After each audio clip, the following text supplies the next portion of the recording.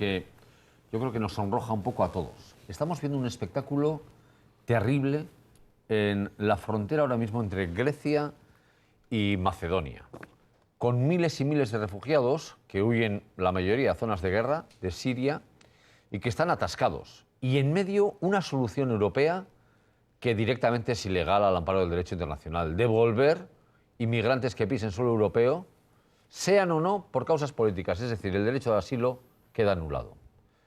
Izaskun Bilbao Barandica, eurodiputada del PNV, Guardián, bienvenida. Y usted le ha recordado ayer al Consejo Europeo que la mayoría actual del Congreso de los Diputados, pese a que el gobierno español vaya diciendo otra cosa, no aprueba esas medidas.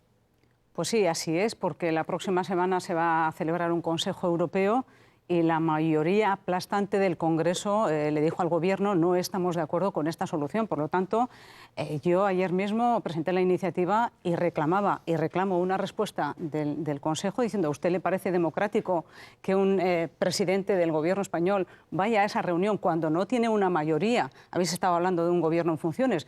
Tiene una mayoría aplastante que le dice no estamos de acuerdo con ese acuerdo suscrito sobre cómo gestionar todo el tema de asilo de la inmigración. Vamos a esperar cuál es la respuesta, pero evidentemente hemos mostrado toda nuestra contrariedad y nuestra posición en contra de cómo estamos gestionando en este momento, pero este es un tema que llevamos varios años reclamando y la falta de respuestas pues ahora nos ha desbordado a todos. Eso, los refugiados. Pero es que hay otra realidad que es todavía más sangrante y la que sabemos poco, y ahora sabemos un poco más gracias a Save the Children. ¿Qué pasa con los que están dentro de Siria? Con los que ni siquiera pueden huir y les están cayendo bombas. Leire Torre ha hecho este reportaje.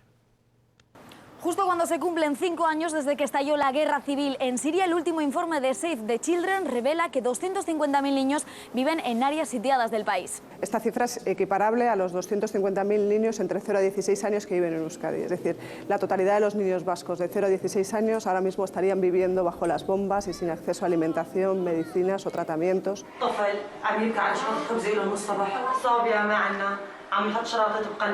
Los que llegan a las fronteras europeas son los niños y niñas que con sus familias han conseguido huir de la pobreza y de las bombas. Los 250.000 niños de los que estamos hablando hoy son niños que no pueden huir porque no tienen recursos económicos o porque no pueden salir porque están aislados por las bombas y sin acceso.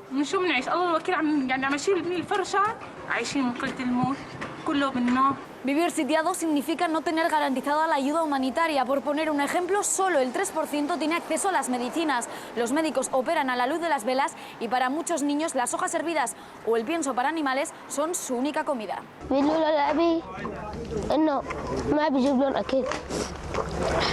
Hay cosas que las estadísticas no cuentan ni explican. No cuentan el miedo, no explican cuando un niño deja de serlo, no cuentan cuando tienen pesadillas y por tanto este informe quiere poner luz sobre eso, sobre la realidad que los niños están viviendo y hay que parar ya. Es inaceptable que las escuelas y los hospitales sigan siendo objetivo de guerra.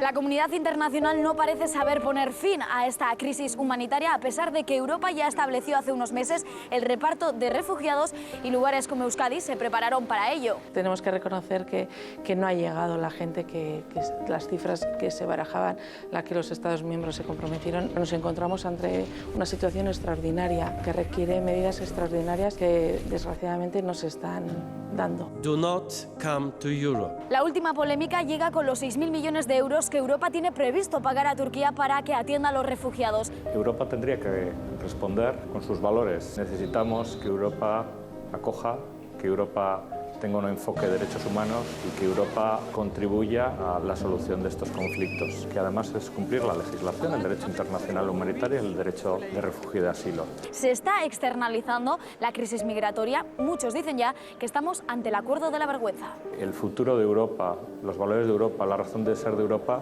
se está jugando en esta crisis de los refugiados.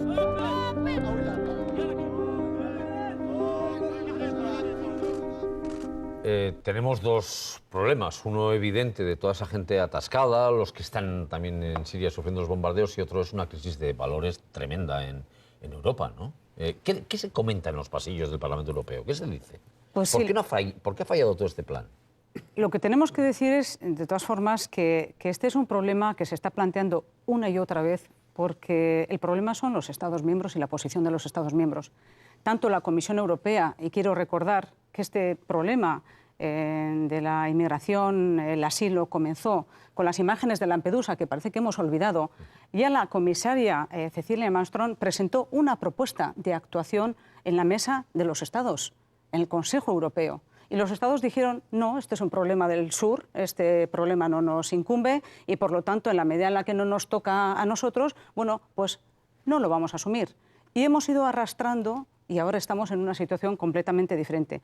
Con esto quiero decir que tanto la posición de la Comisión Europea como la del Parlamento ha sido contundente, decidida, reclamando soluciones, demandando una y otra vez que se tiene que cumplir el reparto de las cuotas, pero cuando llega a la mesa del Consejo, es decir, donde están los Estados, es la mesa en la que dicen no a las propuestas de la Comisión, no a las posiciones del Parlamento, no a lo que dicen estas dos instituciones y, por lo tanto, lo que también estamos viendo con este tipo de crisis es que nos hace falta otro tipo de gobernanza a nivel europeo. Tuit de Pedro Sánchez, lo acaba de poner a propósito de esa cumbre, un poco en la línea en la que sostiene usted también, dice, ¿por qué va a defender España aquello? Sánchez pide a Rajoy que no apoye el acuerdo injusto sobre los refugiados. Exige que escuche al Parlamento. Es decir, estamos en una situación paradójica, pero es que hay más. Se ha metido miedo. Incluso el ministro del Interior, enseguida lo vamos a escuchar, a Jorge Fernández Díaz, diciendo, claro, si se tapona por allí, vendrán por aquí. Y entonces esto va a ser el caos. La ruta Turquía, Grecia, los Balcanes se cierra, evidentemente la tendencia o el peligro de que sea el Mediterráneo occidental, por tanto de manera muy especial la costa argelina, la costa marroquí, mauritana, senegalesa y por parte de la Unión Europea España queda evidente. No vayamos a pretender arreglar un problema creando un problema donde hasta ahora no lo existía, como es en la zona del Mediterráneo occidental, por tanto España. Claro, plantearlo así no es plantearlo en términos europeos precisamente. Yo creo que las afirmaciones que realiza el ministro son tan desafortunadas que él mismo se retrata y demuestra lo que es.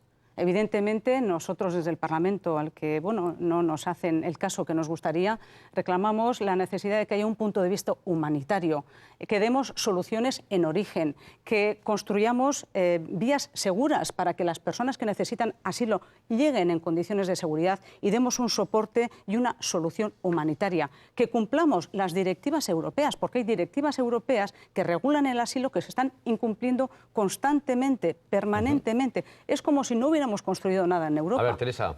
Sí, pero claro, mientras tanto, la gente está allí muriéndose, pues no hay datos.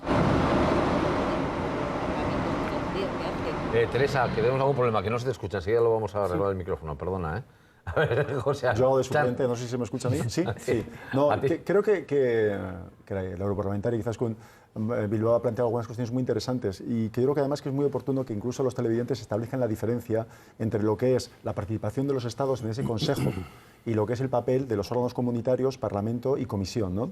¿Por qué? Porque a mí me parece que el elemento más llamativo y el que está ahora de más actualidad en todo este problema tiene que ver con ese principio de acuerdo que se ha establecido entre el Consejo, es decir, todos los países que integran, todos los Estados que integran la Unión Europea, con Turquía, para de alguna forma gestionar la devolución de personas que son inmigrantes ilegales, que todavía no tienen la condición de refugiados y que, si esto se materializa, con todas las consecuencias que conlleva, supondría devolver en masa a esas personas que todavía no. Entonces, mi pregunta es, desde tu punto de vista, participando in situ, siendo de alguna forma una de nuestras representantes, hay más también de otros partidos en Europa, ¿cómo se entiende que los Estados miembros, todos los Estados miembros, no solo el ministro de Interior en funciones, apuesten por este tipo de solución que va en contra, como tú decías, del derecho de asilo?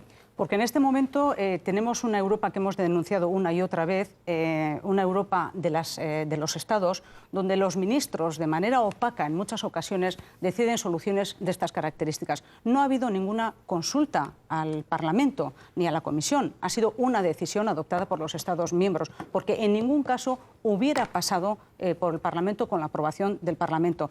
Nosotros tenemos claro que tenemos que cumplir las directivas, la normativa europea. Esta misma semana hemos tenido un debate y además hay que hacer una mención especial, que en todo este drama que está ocurriendo, un debate específico sobre la posición y el sufrimiento que están teniendo las mujeres. Pero han sido los Estados los que han hecho un acuerdo con Turquía con un país que en los informes anuales, en los 4 últimos años que aprueba el Parlamento, donde se valora cuál es la situación del cumplimiento de los derechos humanos en cada uno de los estados, Turquía ha ido retrocediendo. Han cerrado un periódico, por lo tanto, al final nos preguntamos, ¿pero cómo puede Europa, el Consejo, los Estados, y yo creo que has hecho una mención muy clara, los Estados miembros, cómo a espaldas de las dos instituciones que representan a la ciudadanía, pueden adoptar acuerdos de este tipo con un país que no es democrático? No, pero a la vez, señor Bilbao, a la vez pasa una cosa, que es que muchos ciudadanos nos indignamos, pero otros muchos aplauden estas medidas. Lo estamos viendo en Alemania, por ejemplo, unas tensiones tremendas con inmigrantes. Y de hecho, Angela Merkel ha tenido que echar en cierta manera marcha atrás sobre sus propias políticas. Yo creo que esto ocurre por la debilidad de los partidos políticos y de los representantes. Cuando las cosas van mal, es mucho más sencillo en política dejarse llevar por la corriente. Y es mucho más complicado decir no. Los valores y principios están siempre en el mismo sitio.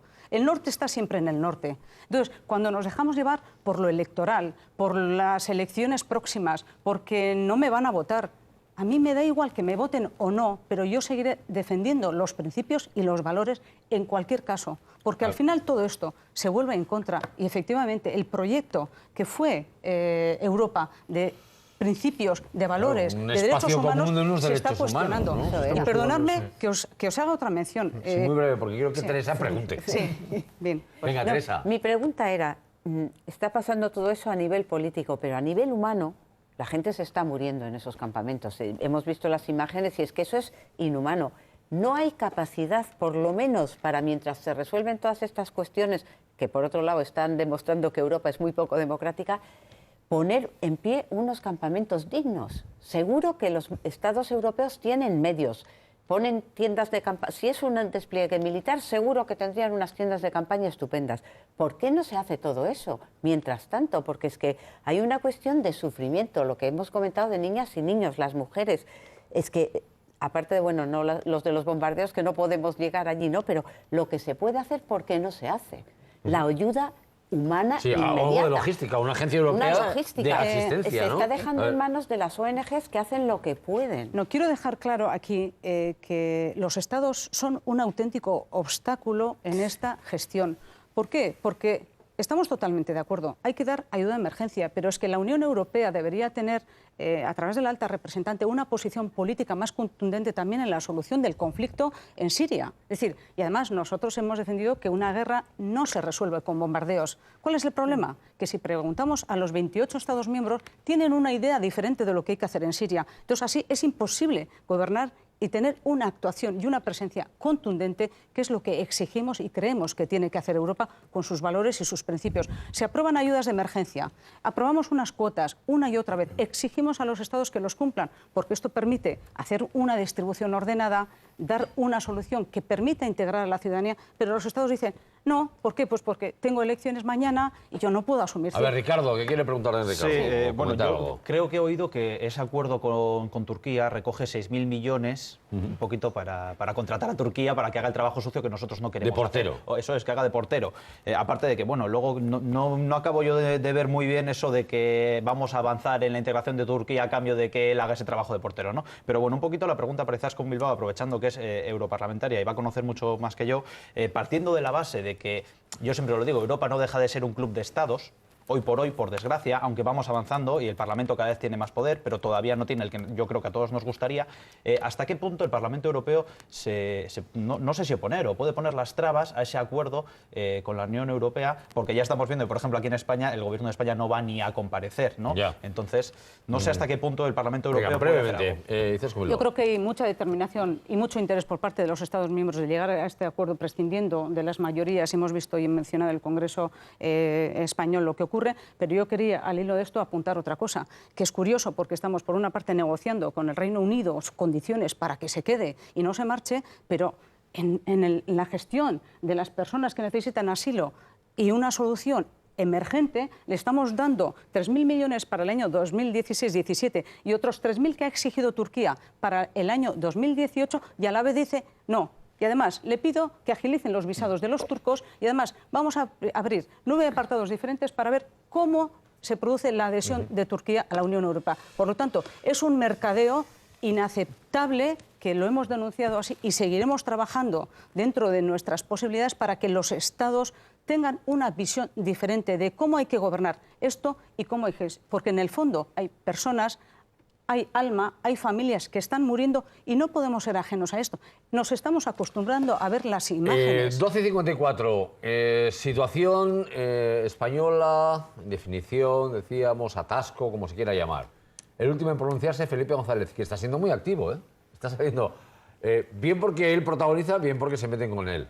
A ver, Arantxa Ruiz, ¿qué ha dicho Felipe González esta vez? Bueno, pues esta vez lo que ha dicho es que elecciones no, que sería casi como un fracaso tener que volver a votar en junio y que él no tiene preferencias, dice ahora, que no tiene preferencias entre un pacto con el Partido Popular o Podemos. Yo creo que tienen que hablar con todos y no tengo preferencias, porque le tengo tanto respeto a los 5 millones de votantes de Podemos, más las mareas, más Compromís, más Barcelona Común o lo que sea. Tengo tanto respeto a eso como respeto a los votantes del PP, 7 millones y pico. Por tanto, hay que hablar con ellos. ¿Por qué será que no me lo creo? ¿Por qué será que no me lo creo que no se ha sabido ni citar los partidos? Dice, yo tengo el respeto a todos. Y dice, bueno, sí, estos, ¿cómo son estos? Poco menos que diciendo estos chavales que andan ahí revoloteando, ¿no? Bueno, vamos a hacer enseguida un alto, pero les recuerdo la noticia que hemos conocido hoy justo antes cuando empezábamos el programa. La petición de la Fiscalía sobre el caso de Miguel. 54 años de cárcel para Alfredo de Miguel, exdiputado de Administración Local de la Diputación de Araba, 25 millones de fianza antes de irse. No sé si le ha pillado esta noticia un poco porque ha sido de última hora. ¿Algún comentario?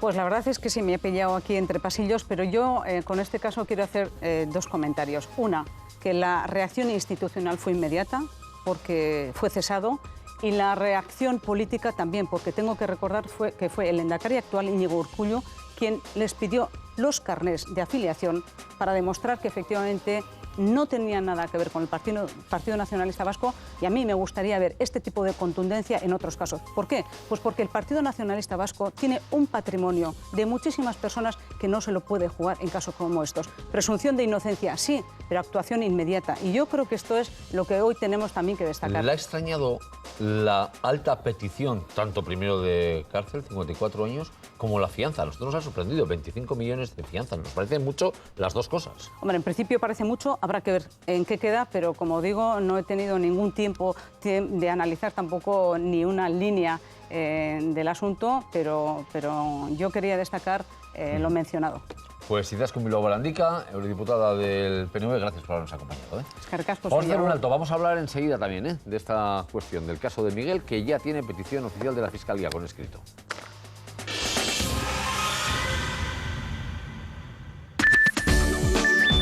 Volvemos en... Este viernes hay bote en el Eurojackpot de la 11. ¿Y tú? Sí, tú. Puedes ser millonario y tenerlo todo. Eurojackpot de la 11. Bote de 50 millones de euros. Me gusta la música, pero no sé tocar. Me encanta leer, pero no se me da bien escribir. Me encanta hacer deporte, pero no verlo. Y me gusta comer bien, pero no siempre cocinar. Lasaña artesana de La Cocinera. ¿Y tú? Simplemente disfruta. Está buenísimo. Primera vez alguien regala algo en la calle en este país. Más de 3 millones. Este es el programa que regala comida Pues en la deberían calle. de dar un premio. Este domingo en Todos los apellidos vascos... Soy medio vasco, claro. Bacalao, el pilpil, cocochas... El actor Willy Toledo va a descubrir... Yo creo que esta es la parte un poco oscura de tu familia. Me gusta. Los secretos que se esconden en sus raíces. Todo esto no es que yo no lo supiera, es que no lo sabe nadie. El domingo por la noche en Todos los apellidos vascos. Es emocionante, ¿eh? ¿Sabías que Colón elimina las manchas difíciles gracias a su gel activo? Ah, ¿y para qué?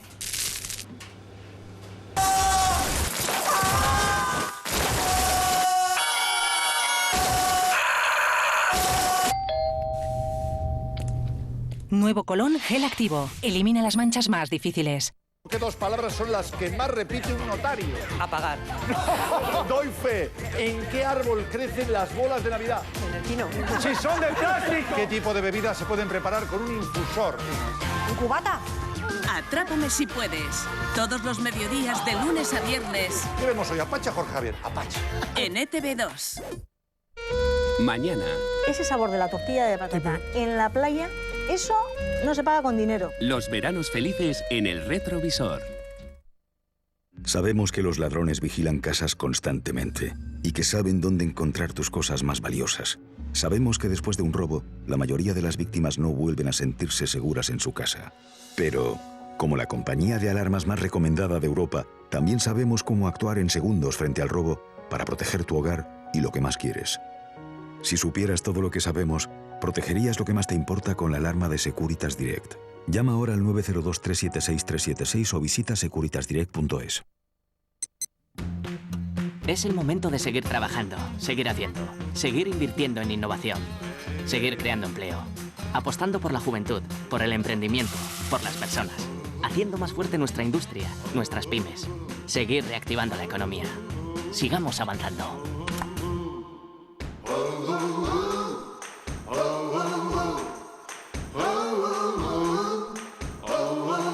Gobierno vasco. Compromiso con las personas. ¿Cómo poco coco como? Pues poco coco.